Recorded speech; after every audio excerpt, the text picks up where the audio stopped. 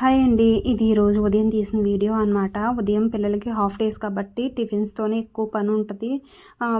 అన్నం బాక్స్‌కి ఎటు తిరిగి టయానికి ఇంటికొస్తారు కాబట్టి ఉదయం ఎక్కువగా టిఫిన్‌లే అనమాట. తిన్నా లేట్ అయినా బాక్స్ పెట్టుకొని వెళ్ళిపోవచ్చు.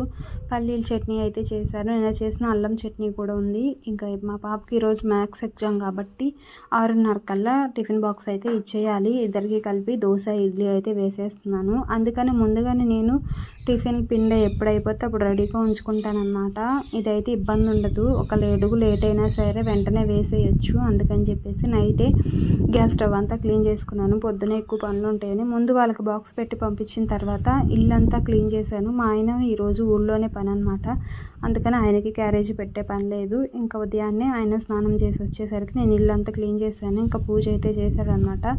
ఇలా నాన్ వెజ్ తిన్నప్పుడు ఎందుకో నాకు దేవుడు పటాలన్నీ ఎదురుగా అనిపిస్తుంది. ఇలా కట్న అయితే ఏర్పాటు చేశాను. ఓకే, నచ్చితే లైక్ చేయండి. By by.